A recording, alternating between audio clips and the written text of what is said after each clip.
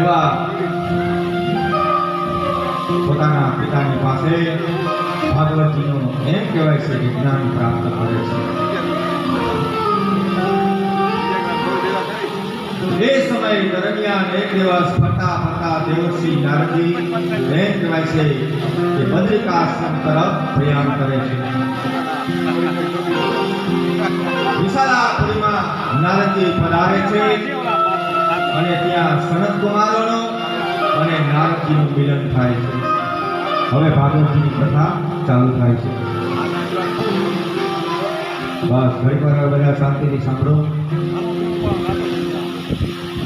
સનત કુમારો અને નારદજીનું મિલન થાય છે. નારદજીના મુખમંડળ ઉપર નારદજી આજ બહુ ઉદાસ છે. ભગવાનનો પ્રિય સખો છે, ભગવાનનો લાડીલો ભક્ત છે, છતાં આજે નારદજી ઉદાસ છે.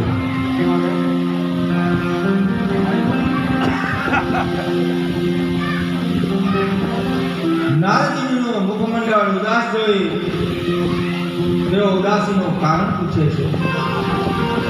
ત્યારે નારદજી કહેવા લાગ્યો, અરે સનત કુમારો, હું તો આનંદમાં છું, મને કોઈ જાતનું દુઃખ નથી. પણ મને દુઃખ એ વાતનું છે કે હું પૃથ્વી લોક ઉપર આવ્યો છું. પૃથ્વી લોકની અંદર પૃથ્વી લોક મારો દુઃખી છે. મારો આ પૃથ્વી દુઃખી છે એટલે મને દુઃખ થાય છે. સત્ય, તપ, દયા, દાન, દીનતા આ બધું ધીરે ધીરે વહી જાય છે. નારદજી મનમાં બહુ દુઃખી થાય છે. આ જગતમાં ધર્મ વધવા લાગ્યું છે, અધર્મ વધવા લાગ્યો છે. મનુષ્ય બોલે છે શું અને કરે છે શું, મનમાં હોય શું અને કરે શું.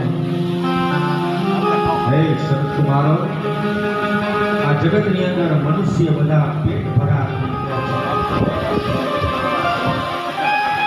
મનુષ્યને બસ ખાવાની, નિદ્રા કરવાની અને માયામાં લપેટાઈ ગયા છે. વાતમાં મને દુઃખ થાય છે.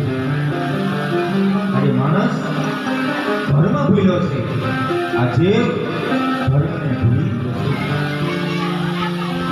સમાજની અંદર ક્યાંય સુખ શાંતિ નથી. અનેક ઠેકાણે રહી સનત કુમારો, હું આ પૃથ્વી લોકની અંદર થયો છું, પણ મને ક્યાંય શાંતિ મળતી નથી. આજે મારો દેશ સુખી છે, જ્યાં મનુષ્ય ધર્મ અને પરમાત્માને ન માને ત્યાં સુધી આ દેશ સુખી થવાનો નથી. જીવ કોઈ સુખી થવાના નથી. જેમના જીવનની અંદર ધર્મને કોઈ સ્થાન નથી. મનુષ્ય જન્મ મળ્યા પછી એના જીવનની અંદર ધર્મને કોઈ સ્થાન આપતું નથી. આ જીવને ક્યાંય શાંતિ મળતી નથી. હવે જગતની અંદર ધર્મ રહ્યો નથી, સત્ય રહ્યું નથી. જગતમાં અસત્ય વધી ગયું છે. વાતની વાતમાં માણસ જૂઠું બોલે છે, ખોટું બોલે છે, બોલે છે શું અને કરે છે શું. હવે અસત્ય સમાન આ જગતમાં કોઈ પાપ નથી. આમ નારદજી દુઃખી થઈ અને બોલે છે. ઉપનિષદની અંદર ભાગવતમાં લખ્યું છે કે અસત્ય બોલનારને પાપ લાગે છે તો 100% સત્ય છે, પણ સાથે એના જે પૂર્વજોએ જે પુણ્ય કર્યું હોય, પોતાના હાથથી જે પુણ્ય કર્યું હોય ને, એનો પણ નાશ થઈ જાય છે. અસત્ય બોલવા માણસને કહે છે કે વાત બોલવામાં ખોટું બોલી નાખે. એટલા માટે નારદજી બહુ દુઃખી છે. જગતમાં હું ફેર્યો છું, ભ્રમણ કર્યું છે, પણ જગતમાં મને કંઈ નીતિ દેખાતી નથી. મનુષ્ય ફક્ત પોતાના પેટના પોષણ ખાતર, પોતાના ઘરની ખાતર જ મનુષ્ય પોતાનું પોષણ કરે છે. પૈસાથી પોતે સુખી છે, ઇન્દ્રિયોથી સુધી છે આમાં જીવ ફસાઈ ગયો છે. આનંદને જોવા મળતો નથી. જગતની અંદર નારદજી ભાગવતજીની અંદર એમ કહે છે કે જે આ જગત દેખાય છે, આ જગતમાં જે કંઈ તમે જુઓ છો આ બધું અસત્ય છે. જે તમને સામે પ્રત્યક્ષ દેખાય છે એ અસત્ય છે. જે નથી દેખાતું એ ઈશ્વરને તમે ગોતો એ સત્ય છે. આ જગતમાં જે નથી દેખાતો એ જ સત્ય છે. વિચાર કરજો કે આ વાયુ છે, આ પવન છે, એ ઈશ્વર છે. વાયુ થોડા માટે બંધ થઈ જાય તો જીવ બધા તડફડિયા મારીને મળી જાય. ખબર છે ને, કોરોનામાં ઓક્સિજન નતું મળતું. ઈશ્વર છે, ઈશ્વર જરાક રૂઠે ને તો આ જીવ મરી જાય છે. પવનનો કોઈ આકાર છે ભાઈ? એનો કોઈ કલર છે? એને કોઈ રોકી શકે? એ વિના કોઈ જીવ રહી નથી શકતો. પણ જ્યારે એ ઉગ્ર બને, એ ક્રોધાયમાન થાય ને તો જગતનો પ્રલય કરી નાખે છે. વાવાઝોડું આવે ને તો કઈ ના રહેવા દે, કઈ હાલે નહીં. ઈશ્વર છે. બીજો તત્વ લઈ લ્યો તમે, અગ્નિ તત્વ. અગ્નિની દરેકને જરૂર પડે છે. અગ્નિ વિના કોઈને હાલે નહીં. મનુષ્ય બપોરે જમે, સાંજે જમે. આ શરીરની અંદર પેટમાં જઠરા અગ્નિ છે. જઠરા અગ્નિ છે ને અનાજને પકવે છે. અગ્નિ વિના કોઈ જીવ રહી નથી શકતો. પણ એ જ અગ્નિમાં તમે હાથ નાખજો, બારી નાખજો, એ શક્તિને કોઈ પામી ના શકે. શું કામ? ઈશ્વરી શક્તિ છે. ઈશ્વર છે, એનો કોઈ આકાર નથી. નિરંજન છે, નિરાકાર છે. જેને આપણી ભાષામાં નિરંજન નિરાકાર કહ્યું કે જેનો કોઈ આકાર નથી. શિવનો કોઈ આકાર નથી, અગ્નિનો ગોળો છે. નિરંજન છે, નિરાકાર છે. પછી તમે જળ તત્વને લઈ લો, પાણી લઈ લો. જળ વિના કોઈ જીવ રહી ન શકે. પાણી વિના કોઈ જીવ રહી ન શકે. અને એ જ જો પાણી કદાચ વર્ષા ઋતુમાં જળબંબાકાર કરે ને તો એને કોઈ રોકી ન શકે. એ ઈશ્વર તત્વ છે, એનો કોઈ આકાર નથી. નિરંજન છે, નિરાકાર છે. ગલાસમાં ભરો તો ગલાસ જેવું થાય, લોટામાં ભરો તો લોટા જેવું થાય, વાટકામાં હાંડામાં. એનો કોઈ આકાર નથી. નિરાકાર છે, એનો કોઈ કલર નથી. અગ્નિનો કોઈ કલર નથી. ઈશ્વર છે, એને તમે ખોજો. નારદજી કે જગતની અંદર આ બધું જે દેખાય છે એ અસત્ય છે, નથી દેખાતું એ સત્ય છે. પણ મનુષ્યએ બધું ઉલટું કરી નાખ્યું છે. જેટલો માણસ જેટલો સુખી થવા માટે જેટલું ગોતે છે, સુખી થવા માટે જેટલા સાધન ભેરા કરે ને એટલા આમાં દુઃખ છે. માણસ હાલી રહ્યો છે તો કઈ ઉપાધિ નથી. સાયકલ આવી, મોટરસાયકલ આવી, ફોર વ્હીલ આવી, આમાંથી નવરો નથી થતો. આમાંથી માણસ નવરો નથી થતો. હાલી જતા બાપલા વિચાર કરજો, 5 હાથ નાખી રોકાતા, ઈશ્વરનું સ્મરણ કરતા. આજે એમ કહેવાય કે સંધ્યા કાને બધા ભેગા મળી અને ભગવાનની ધૂન ગાતા, રામ નામની ધૂન ગાતા. આજે ભગવાનને યાદ કરી અને જમતા હોતા. વિચાર કરજો, સવારે માતાઓએ ઈ ચૂલાની અંદર બીજું છાણું મેલી અગ્નિને ભારી મેલ્યો હોય, સવારના પોરમાં ઉઠી. એ ધૂણો છે આપણો આશ્રમનો, આપણો જે આ ગ્રસ્તાશ્રમ છે ને એ ચૂલો આપણો ધૂણો છે. સવારના પોરમાં એ માતાઓ ઉઠે, એને ખોલે, એની અંદર ઘી ને ગોળ ને પધરાવે અને પછી ધૂણાને પ્રજ્વલિત કરતા. આ ન કરીને તો બહુ દોષ લાગે છે. માતા બહેનોને ખાસ કહું છું કે સવારના પોરમાં આપણા શાસ્ત્રમાં એમ બતાવ્યું છે કે સવારના પોરમાં ઉઠી માતાઓએ કાયમ યજ્ઞ કરવો જોઈએ. ન કરો તો બાયુને વધારે પાપ બતાવ્યું છે. શું કામ? કે બાયુ સવારના પોરમાં ઉઠી અને સીધું વડો વડો કોગળો કરીને ઝટઝટ નાઈ લે, એમાં ઘણા જીવ મરી જાય છે. ખબર છે આજે ઉઠી કે તરત ચા જોહે, પીરાવવાનું જોહે, તરત ટિફિન તૈયાર કરવું જોહે, ઘણી બધી ઉપાધિઓ હોય. તો પરવાળો હાવણીએ રસોડો વારે, રૂમ વારે, ઓસરી વારે, હાવણીથી ફરિયા વારે, કચરા વારે, એમાં અનેક કીડી મકોડી જીવ જંતુ ઘણા બધા કાયમ મરી જાય છે. ધીમો ધીમો આ બધા પાપના પોટલો એ મોટું થતું જાય છે. પછી ચૂલો પેટાવે, છાણાની અંદર, લાકડાની અંદર જે કંઈ જીવાતું હોય બળી જાય છે. ત્યાં દોષ લાગે, કેમ કે ઈશ્વરે બધાને જીવવાનો અધિકાર આપ્યો છે. અનેક જાતના દોષ લાગે એટલે બેનો સવારના પોરમાં ઉઠી ઘી કરતો ત્યાં ધૂપનો હવન કરવું છે. સવાર અગ્નિનારાયણનું નામ લઈ અને એ તાવડીની ઉપર પેલા 5 રોટલી નાનકડી શાંતિ ડોલી માતાઓ કરતી વડામાં જો એવી 5 શાંતિ કરતી. પેલો ભાગ છે ગાયનો છે, બીજો કૂતરાનો છે, ત્રીજો પશુ પક્ષી. આ 5 રોટલી ઘડી અને એ બધાને ભાગ આપી દઈએ, કબૂતરને ચણ નાખી દઈએ. પછી આપણા શાસ્ત્રમાં બતાવ્યું છે કે આપણે ચા પાણી પીવાનો અને જમવાનો આપણે અધિકાર મળે છે. આ ન કરીને તો બહુ દોષ લાગે છે. હવે પેલી જ રોટલીઓ ને આપણા હીરામણમાં આવે, નકર ટિફિનમાં તો આવે જ. પેલી રોટલી કૂતરાની ગાયોની આપણા એ આપણે વિનાવી જાય. સમજ બાયું આપણે કહી ના કે તમે આટલું બધું ના હમણાં ખીજા હોય કે આમ હમણાં તમારું તો સેટિંગ દેખાઈ ગયું છે. દેખાય કે એનો ભાગ આપણે ખાઈ ગયા.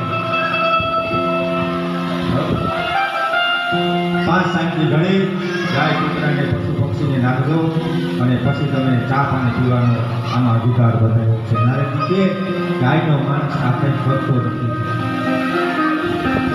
અહંકાર શેનો કરવો? ઘણા મનુષ્ય એવો અહંકાર કરતા હોય છે.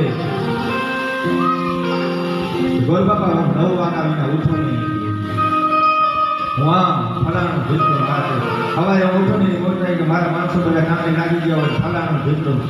અહંકાર છે, અહંકારનો પુતળો ભગવાન કોઈનો રહેવા દેતા નથી. વિચાર કરજો કે આવો અહંકાર કેને આવ્યો તો?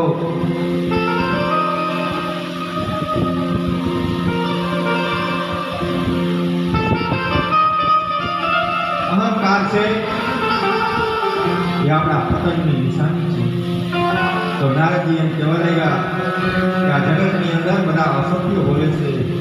જીવનમાં જ્યાં સુધી મનુષ્ય કઈ લક્ષ્ય નક્કી ન કરે ત્યાં સુધી પાપમાંથી અટકે નહીં. મનુષ્ય સત્સંગમાં ન જાય, ભજન કીર્તનમાં ન જાય, દેવ મંદિરમાં ન જાય, સારા સંતોનો સમાગમ ન કરે, સારા માણસો સાથે જ્યાં સુધી બેસે નહીં ત્યાં સુધી આ જીવનો ઉદ્ધાર થતો નથી.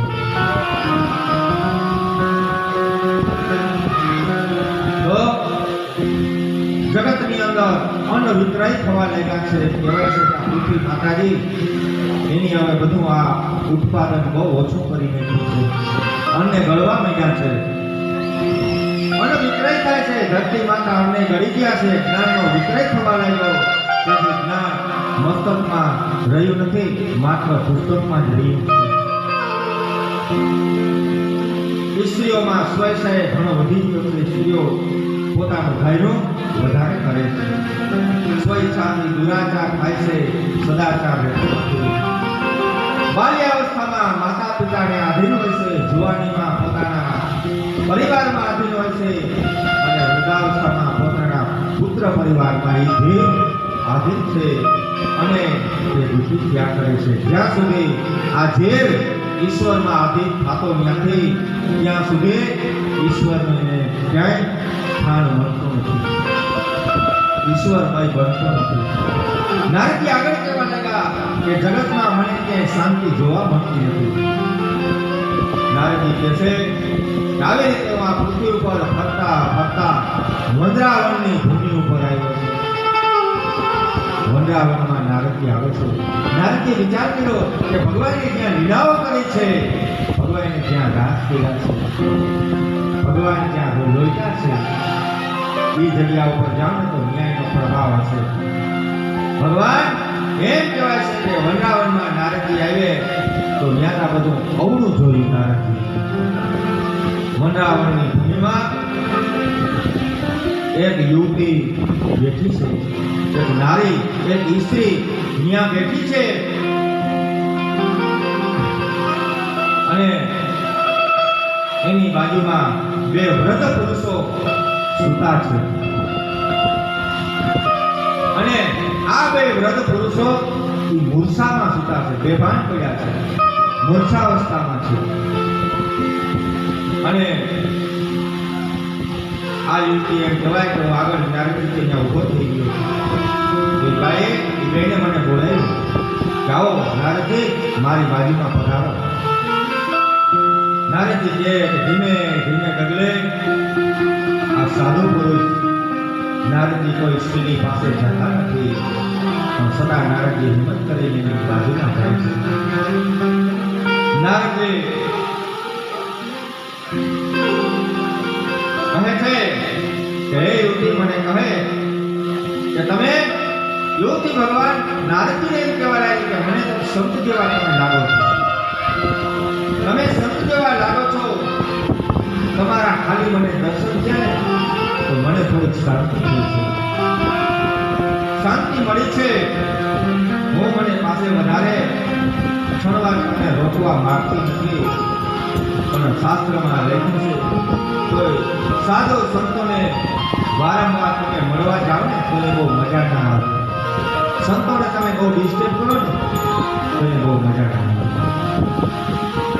પણ એવો સમય હોય અને જો તમે સંતના દર્શન કરો અને એ સંતની દ્રષ્ટિ તમારા ઉપર કૃપા દ્રષ્ટિ પડી જાય ત્યારે સમજો કે ભગવાન નારાયણે આપણા ઉપર કૃપા થઈ છે.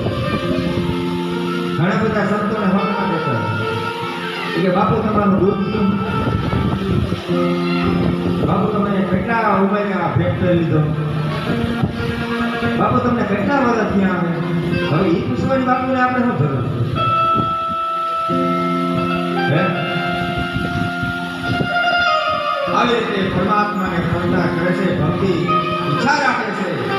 આ સંસારી જીવને સંતને વારંવાર મળવા જાય ત્યારે સંતોને બહુ મજા નથી આવતી, તેનાથી તેને ભક્તિ કરવીને એને અગવડ આવે છે. જો સંતોને વારંવાર બોલાવે એની પાસે બેસે ને તો સંતો ડરતા હોય છે, કદાચ માયામાં લપટી જાવ તો, એટલે સંસારી મનુષ્યથી સંતો બીએ છે. આવી રીતે જ્યારે તે યુવતીએ પૂછ્યું કે તમે કોણ છો, ત્યારે એના ઉત્તરમાં યુવતીએ પોતાની કથા સંભળાવી અને કહ્યું કે હે નારદજી, હું બીજી કોઈ નથી. નારદજી તમે મને ઓળખા નહીં, હું તો ભક્તિ છું. હે નારદજી, હું ભક્તિ છું. અરે ભક્તિ જેવી તમે? અરે હા, હું ભક્તિ છું. અને આ બે મારા પુત્રો છે, જ્ઞાન અને વૈરાગ્ય, આજે મૂર્છામાં પડ્યા છે, બેભાન પડ્યા છે. બે પુત્રો વૃદ્ધ થઈ ગયા છે. 1.5 વર્ષની અંદર અમારો જન્મ થયો છે. કર્ણાટકમાં હું મોટી થઈ છું અને મહારાષ્ટ્રમાં મને ક્યાંક થોડું માન અને સન્માન મળ્યું છે. પણ જ્યારે હું ગુજરાતમાં આવીને તો હું મારો જીર્ણ થઈ ગયું. ગુજરાતમાં મારું પતન થઈ ગયું. દ્રવિડ દેશમાં ભારતમાં આવ્યો, ત્યાં શંકરાચાર્ય, રામાનુજાચાર્ય, માધવાચાર્ય અને વલ્લભાચાર્ય આવા બધા આપણા આચાર્ય થઈ ગયા છે. આપણો આ ભારત ભૂમિ એ તો એક આ ભક્તિનો દેશ છે, ભક્તિની આ ભૂમિ છે. કર્ણાટકમાં આજે આચાર સુધી જોવા મળે છે. ગુજરાતને મુખ્યત્વે હવે ધનનો મોહ લાગ્યો છે. ધનની ભક્તિ ગુજરાત વધારે કરે છે. તેથી છીનભીન થઈ ગઈ છું. આથી ગુજરાતમાં બે મારા પુત્રો છે ને એ વૃદ્ધ થઈ ગયા અને મૂર્છામાં છે. ત્યાં કલિયુગમાં જીવનમાં ભોગ મુખ્ય થયો છે, કામ સુખ મુખ્ય થયું છે, શરીર સુખ મુખ્ય થયું છે. જીવન અર્થ પ્રધાન બન્યું છે, ગ્રામ પ્રધાન છું. તેથી હું છીનભીન થઈ ગઈ છું. મારા જીવનની કથા નારદજી તમે સાંભળો. માનવીના જીવનમાં કામ સુખ અને ધનનું સુખ થયું છે. તેથી મને કોઈ મારી ભક્તિ મને કોઈ અપનાવતું નથી. ભક્તિ કોઈ કરતું નથી. લોકો જ્ઞાન અને વૈરાગ્યની વાતો કરે પણ કોઈને જ્ઞાન અને વૈરાગ્ય લાગતો નથી. એટલે મારા દીકરા ગુસ્સામાં થયા છે. આવી રીતે નારદજી ભક્તિને કહેવા લાગ્યા, હે ભક્તિ દેવી, તમને હું આશ્વાસન આપું છું કે હું આ માટે જરૂર કંઈક ઉપાય કરીશ. માં, તમે દુઃખી ન થાઓ, તમે રડો માં, પણ તમારા કલ્યાણ માટે હું ભક્તિનો પ્રચાર કરીશ. તમારો હું પ્રચાર કરીશ. જ્ઞાન વૈરાગ્ય ભક્તિને હું જરૂર એમાં હું જગાડીશ અને આ ભક્તિનો પ્રચાર કરીશ. નારદજીએ જ્ઞાન વૈરાગ્યને જગાડવા ચાંદોપતિ જગાડવા ભક્તિનો પ્રચાર કર્યો. વેદોના અનેક પારાયણ કર્યા. જ્ઞાન વૈરાગ્યને મૂર્છા ઉતરતી નથી. નારદજી ચિંતામાં પડ્યા છે. નારદજી ચિંતા કરે કે મારે આને જાગૃત કેમ કરવા. ત્યારે એમ કહેવાય છે કે આકાશમાંથી આકાશવાણી થઈ કે તમારો પ્રત્યુત્તર છે કે જ્ઞાન વૈરાગ્ય સાથે જો ભક્તિનો પ્રચાર કરવા કંઈક તમે સત્કર્મ કરો, સત્કર્મ કરો, કંઈક સત્કર્મ કરો. આકાશવાણીએ કહ્યું કે સંતો તમને સત્કર્મ બતાવશે. નારદજી અનેક ઠેકાણે ફરી બધાને પૂછ્યું કે જ્ઞાન વૈરાગ્ય સાથે ભક્તિને જાગૃત કરવા માટે કંઈક મને ઉપાય બતાવો. પરંતુ કોઈ આનો ઉપાય બતાવી શકતું નથી. છેવટે નારદજી એમ કહેવાય છે કે બદ્રિક આશ્રમ સનત કુમારો આગળ આવી અને વાત કરે છે. આથી સનત કુમારો કહેવા લાગ્યા કે તમે ભાગવતની કથા કરો. શ્રીમદ આ ભાગવતની કથા કરો. જરૂર તમારી ઈચ્છા પૂર્ણ થશે. જ્ઞાન જાગૃત થશે, વૈરાગ્ય જાગૃત થશે અને ભક્તિ પછી આ જગતની અંદર વધી જશે. એનો તમે પ્રચાર કરો અને આથી ભક્તિ જો વધશે ને તો જ આ દરેક જીવનું કલ્યાણ થશે. એટલા માટે લંકાપતિ રાવણ એમ કહેવાય છે કે જગદંબા માં સીતા છે ને એક ભક્તિનું પ્રતીક છે. રાવણ કોઈ સામાન્ય નતો હોય. રાવણ એ કોઈ સામાન્ય નતો. એમ કહેવાય છે કે બ્રહ્માજીના વિશ્વાસવાના અને પૌલસ્ત્ય ઋષિના રાવણ થાય છે. વિશ્વાસવા દીકરાનો આ રાવણ છે. રાવણ એમ કહેવાય છે કે બ્રહ્મકુળમાં છે. અને એની માતા એ રાક્ષસણી હતી.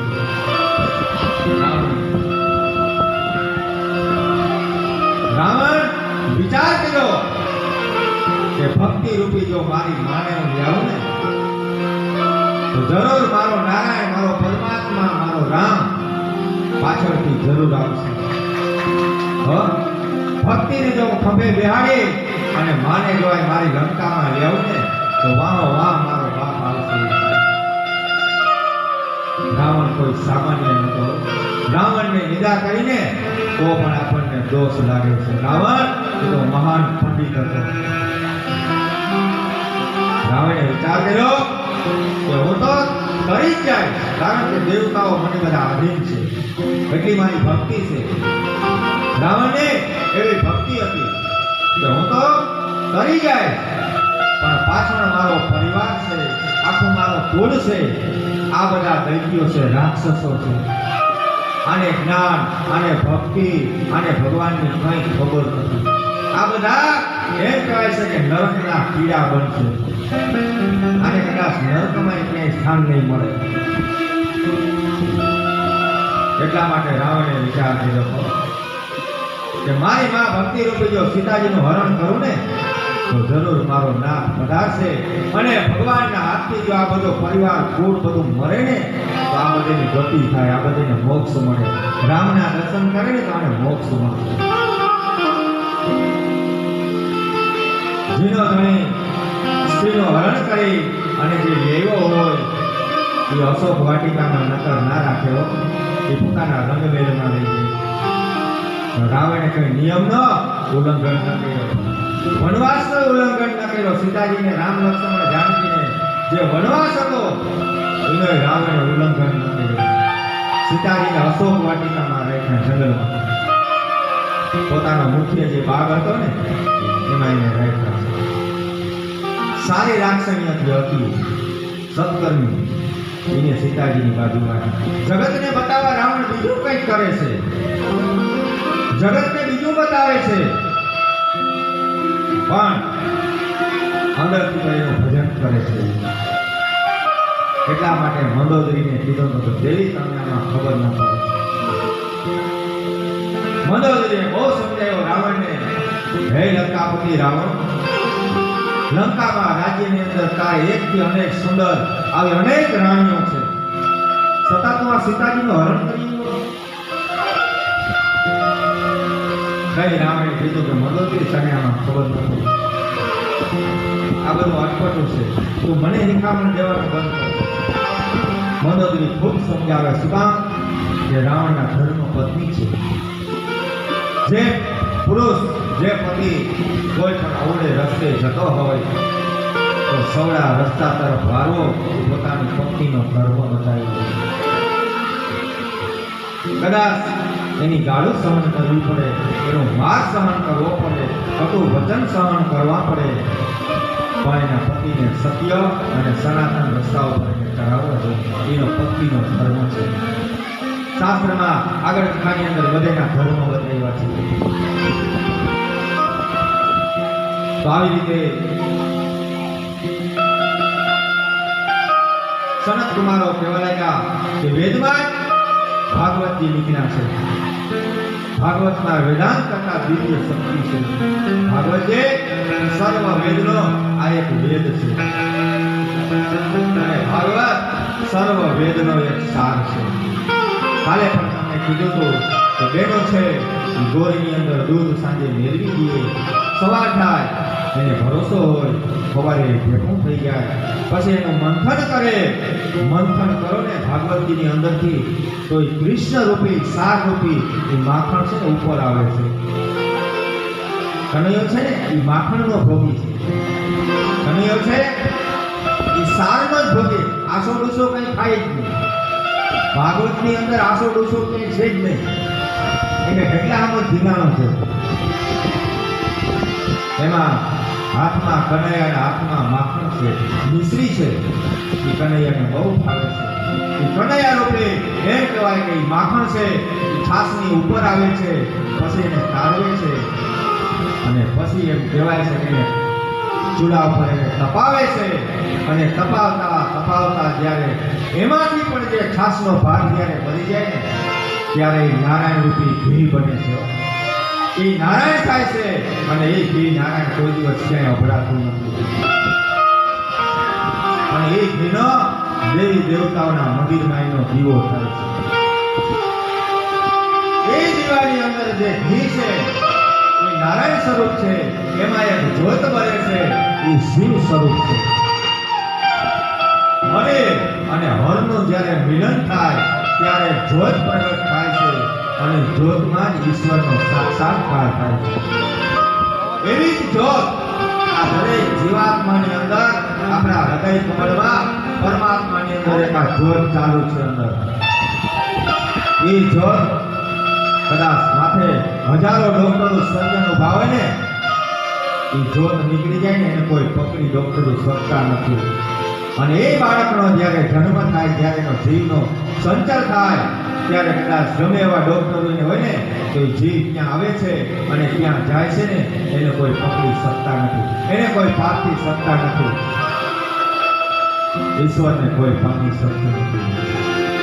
એ જ્યારે અંતર આત્મામાં છે મારો રામ જ્યારે એમાંથી નીકળી જાય ને ત્યારે આ શરીર એ નિંદનીય બની જાય છે કે જટ કરો, જટ તૈયારી કરો, જટ કાઢો.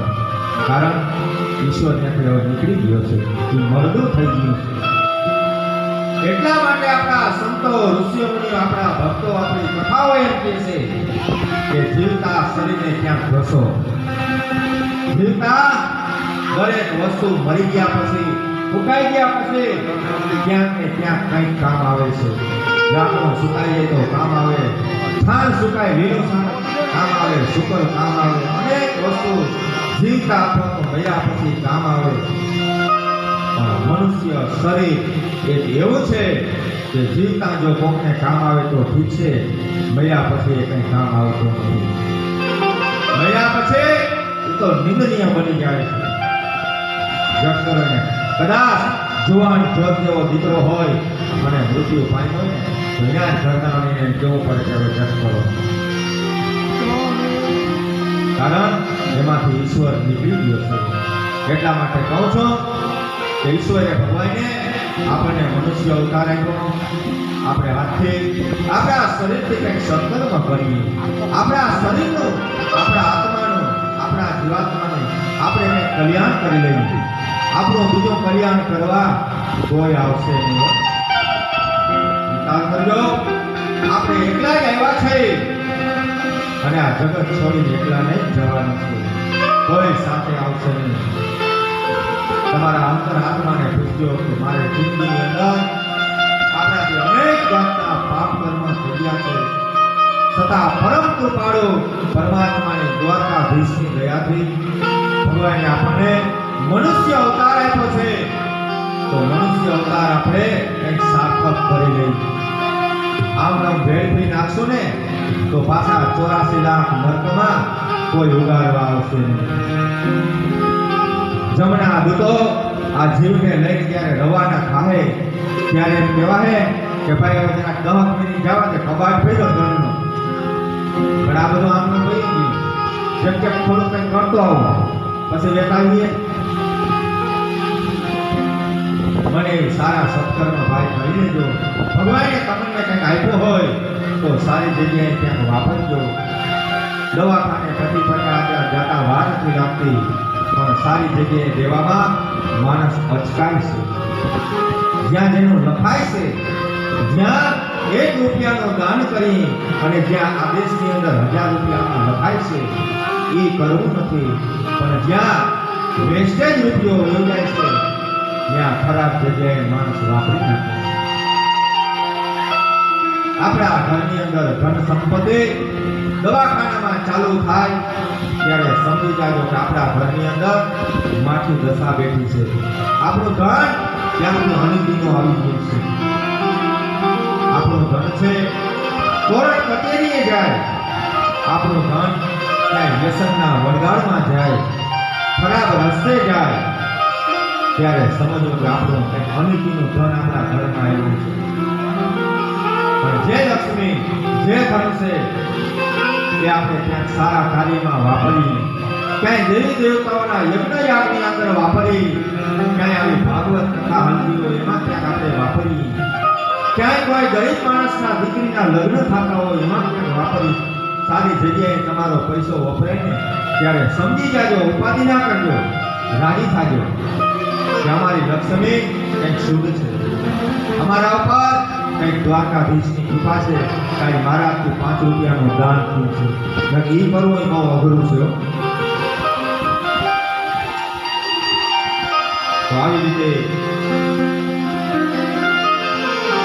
આજે સનત કુમારો વક્તાઓ તરીકે આસન ઉપર બેઠા છે, જેઓ ઋષિ મુનિઓ કથામાં શ્રોતાઓ તરીકે કથા સાંભળવા માટે બેઠા છે. નારદજી પણ શ્રોતા થઈ અને કથા સાંભળે. કથાનો આરંભ શ્રી ગોવર્ધનનાથ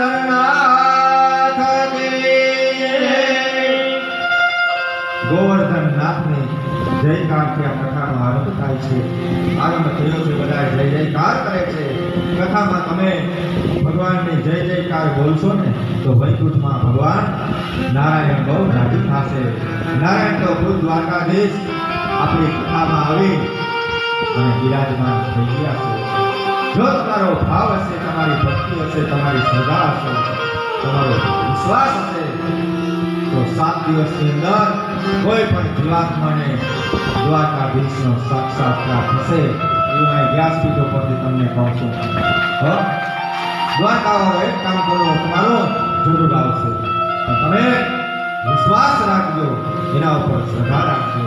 જરૂર દ્વારકાધીશ પધારશે. ભગવાને અનેક ભક્તોના કામ કર્યા તો આપણું કામ કરવા શું કામ નહીં આવે?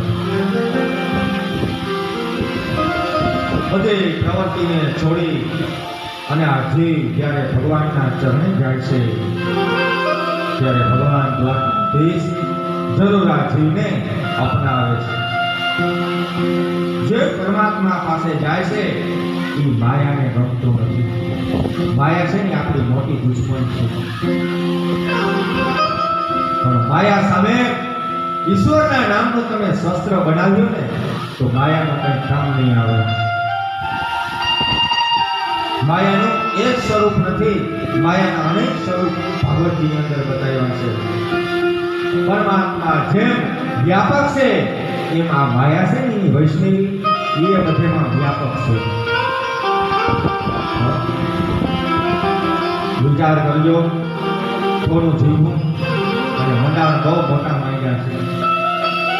મારે વાપરે મકાન લેવા, પલોટું લેવા, જગ્યા લેવી, બાંધકામ કરવું, લેવું થોડું અને મંડાણ બહુ જાગ્યા છે.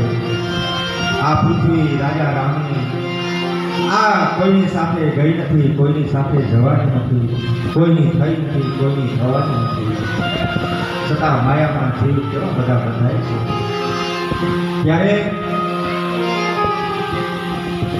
શેનું અભિમાન કરવું? આપણે આ શરીરનું અભિમાન કરવું શક્ય છે? આપણો પુત્ર એમ કહે છે કે બાપ મારો છે, આ પત્ની એમ કહે છે કે આ પતિ મારો છે, એની મા એમ કે આ દીકરો મારો છે. બધાય મારો મારો કરે છે, પણ તું કોઈનો નથી. તું ઈશ્વરનો છો, ઈશ્વરની તું પ્રસાદી છો. હે જીવ, તું કેની તો શું કામ હુંકાર કરે છે? તું કોઈનો નથી. મિથ્યા અભિમાન કરે છે. એક સમા યોગના વિશે એમ કહેવાય છે, આવો અભિમાન એક દિવસ ભીમસેનને અભિમાન આવે છે કે આ જગતની અંદર મારા સમાન કોઈ બળવાન નથી. ભીમની અંદર એમ કહેવાય કે 10,000 હાથીનું બળ હતું. ભીમમાં 10,000 હાથીનું બળ હતું. ભીમની અર્જુન જે મહાન યોદ્ધો છે, ધનુર્ધર છે, બાણાવળી છે, ભગવાનનો પ્રિય સખો છે, ભગવાનનો મિત્ર છે. વિચાર કરો કે અર્જુન ભગવાન કૃષ્ણનો ખાસ મિત્ર હોય, એક પથારી જે હુતા હોય, જે વાતું કરતા હશે. વિચાર કરો અર્જુન કેવા ધણી હશે કે ભગવાન દ્વારકાધીશ સામે સાક્ષાત વાતું કરે. એના પુણ્ય કેવા હશે? અર્જુન સૂતો હોય, દ્વારકાધીશ જાગતો હોય. એ પિતામાં ભીષ્મ એમ કહેવાય છે કે ભીષ્મ પ્રતિજ્ઞા કરે કે કાલના યુદ્ધની અંદર, મહાભારતના યુદ્ધમાં કાલનો અર્જુનને મારી નાખી. આ ભીષ્મની પ્રતિજ્ઞાઓ દેવતાઓનું કોઈનું કામ ના આવે. ભીષ્મ કોઈનું કામ ના આવે. એ કદાચ પ્રતિજ્ઞા કરે કે કાલ રણભૂમિની અંદર અર્જુનને હું મારી નાખીશ. એવી પ્રતિજ્ઞા થઈ અને એમ કહેવાય છે કે અર્જુનને એની છાવણીમાં મધ્યરાત્રિએ ભસ્મસાટ ઊંઘે છે. એને નીંદર આવી ગઈ. દ્વારકાધીશ જાગે છે, અર્જુનની છાવણીમાં આવે છે. જોવે તો અર્જુન સૂતો છે. અરે અર્જુન, તું સૂતો છો? તાકે જી કેશવ? હા પ્રભુ. ભીષ્મ પિતાએ રણભૂમિમાં જે પ્રતિજ્ઞા કરી કે સાંભળી નથી? તાકે સાંભળી, કાયદેસર સાંભળી. તો તને નિંદર કેમ આવે? કાલ તને મારી નાખશે. તાકે એમાં મારે શું લેવા દેવા? એમાં મારે શું લેવા દેવા? મારે શું કામ? આ મારે માથે ઉપાધિ લીધી, ક્યાં દુઃખ છે? કેમ? મારે પ્રભુ કઈ ઉપાધિ નથી. જીવાડવો હોય તો તારે અને ભાગવો હોય તો તારે, તો તારા હાથમાં એ ઉપાધિ તો કદાચ હું લઉં ને તો જરૂર ભીષ્મ મને મારી જ નાખે. વિચાર કરજો કે પાંડવોમાં એવી કોઈ શક્તિ નથી કે મહાભારતનું યુદ્ધ જીતી શકે. કારણ કૌરવોના સૈન્ય અંદર કેવા યોદ્ધાઓ છે. તમે વિચારતા કરો એનો કોઈ તમે માપ ના કાઢી શકો. એક એક યોદ્ધાની તમે ગણતરી કરો. ભીષ્મ પિતા કે જેને ઈચ્છા મૃત્યુનો વરદાન છે. ભીષ્મ પિતાની ઈચ્છા થાય ને તો એ મરે, નકર ભગવાન આવે તો એ મરે નહીં, કારણ કે એ વરદાન છે. છતાં ભગવાન અર્જુનને ભીષ્મ પિતાને બાણસૈયામાં પુરાવી દીધું. વિચાર કરો કે જેનો ગુરુ હોય, કૌરવોનો ગુરુ હોય, પાંડવોનો ગુરુ હોય, જેને બાણ વિદ્યા શીખાડી હોય, એવા ગુરુ દ્રોણ જેના ગુરુ હોય, એ ગુરુને કોણ હરાવી શકે?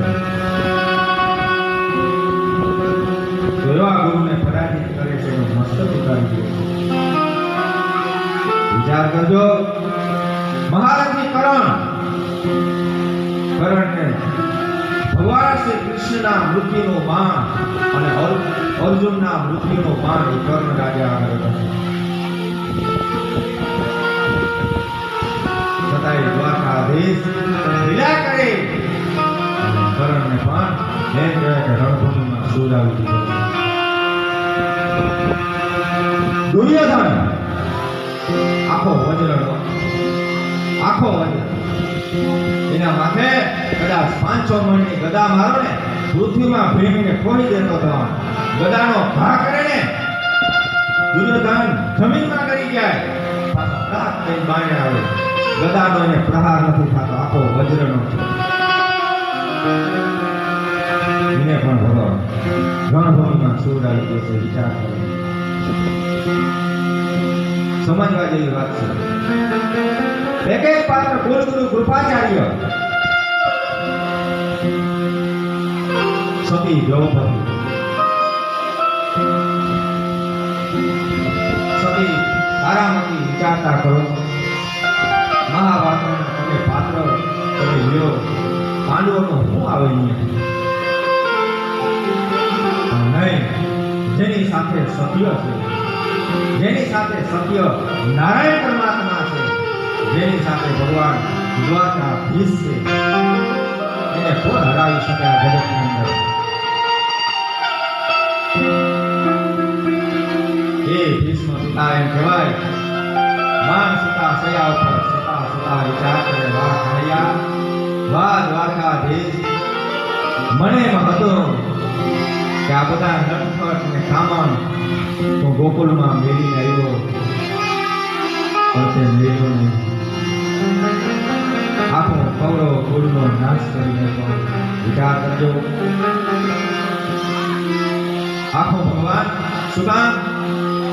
ભીષ્મ પિતાએ વિચાર કર્યો કે હું અત્યારે અસત્યનો સાથ આપું છું, હું અસત્ય ફેરો છું. શું કામ? તો હું દુર્યોધનનો ઋણી છું, મેં એનો નાશ થતો છે. જે અસત્ય પર હાલે છે ને ભગવાન એનો નાશ કરે છે, પછી ગમે એ હોય. વિચાર કરજો કે ભીષ્મ પિતાને 18 દિવસ સુધી બાણ સયા ઉપર કામ હોવું પડ્યું. આમાં ભાલા ફોરવાઈ ગયા, આખા શરીરમાં ભાલા ફોરવાઈ ગયા, અને રણભૂમિમાં બાણ સયા ઉપર જીવતા હોય અને બાણ સયામાં ભૂતા હોય. એવો ભીષ્મ પિતાએ હું પાપ કર્મ કર્યો હશે. કનૈયાને કીધું, દ્વારકાધીશ, હે કૃષ્ણ, મેં શું કર્મ કર્યું? 18 દિવસ સુધી મારા બાણ સયા ઉપર શું કર્યું? કારણ કે તમારો બાપો કર્મ એ છે કે તમે અસત્યનો સાથ આપ્યો, અસત્યની સાથે તમે રહ્યા. બીજા નંબરમાં કે ભર સભામાં આખી સભા આપણા કામ બેઠી હતી. ભરી સભાની અંદર એમ કહેવાય છે કે સતી દ્રૌપદીના જ્યારે ચીરના હરણ થતા હતા ત્યારે દ્રૌપદીને કોઈ ઉપર વિશ્વાસ નતો, પણ તમારા ઉપર એને વિશ્વાસ હતો. કે આ સભાની અંદર દાદા જ્યાં સુધી ભીષ્મ હાજર છે ને ત્યાં સુધી આ જગતની કેવી શક્તિ છે કે મારા શિરના હરણ કરી શકે. પણ દાદા તેથી તમે હેઠો ખાલી ગયા હતા. વિચાર કરજો, કોઈ પણ જગ્યાએ કોઈ પાપ કરવું નહીં. અને કદાચ ક્યાંય પાપ થતું હોય, તમારાથી ક્યાંય ફૂગાતું ન હોય, તો ત્યાં બેસજોમાં પાપ તમે ક્યાંય જોતા નહીં. નકર એ પાપના તમે પણ ભાગીદારી થશો. એટલા માટે મેં તમને 18 દિવસ બાણસૈયા ઉપર સુવડાવ્યા છે, અને એટલા માટે મેં તમને સુવડાવ્યા. ભગવાન દ્વારકાધીશ એમ કહે છે કે આ દુર્યોધનનો એમ કહેવાય છે કે પાપીના ઘરનું અંત તમારા રોમે રોમમાં, તમારા લોહીમાં ભરેલું છે. 18 દિવસમાં તમારો ખોખો છે ને એ ખાલી થઈ જાય. તો તમે દાદા મારા વંશના ધામમાં તમને મોકલવા છે. ભીષ્મ પિતા એમ કહેવાય કે ભાગવતની અંદર સુંદર મજાની સ્તુતિ કરે છે ભગવાન દ્વારકાધીશને છેલ્લે એમ કીધું કે હે કનૈયા, આ મારી માટી છે, મારી જન્મભૂમિ છે. આ માટીનો મને જરા તિલક કરી દે. વિચાર કરજો કે જન્મભૂમિ એ તો જન્મભૂમિ છે. ભગવાન રામને 14 વર્ષ વનવાસ મળ્યો ને તો અયોધ્યાની માટીનું પોટલું લઈ લીધું, એની સાક્ષી ભરી લીધી, એનો દીવો કરીને ધૂપ કરે, કાયમની માને પગે લાગે. ત્રિલોકનો નાથ તમે વિચારતા કરો. ભીષ્મ દાદાને એમ કહેવાય છે કે માટીનું તિલક કર્યું, અને માટી જ્યાં ચખાડી ભગવાને માથે સંત ફેરવો, મુખ ઉપર હાથ ફેરવો ને ભીષ્મ પિતાને એમ કહેવાય છે કે દેવલોકમાંથી વિમાન આવી અને કાળના માથા ઉપર પગ મેલી અને ભીષ્મ દાદા વૈકુંઠના ધામમાં જાય. બોલો દ્વારિકાધીશ કી જય. કૃષ્ણ કનૈયા શ્રી ભાગવત ભગવાન કી જય. બધા બેસજો.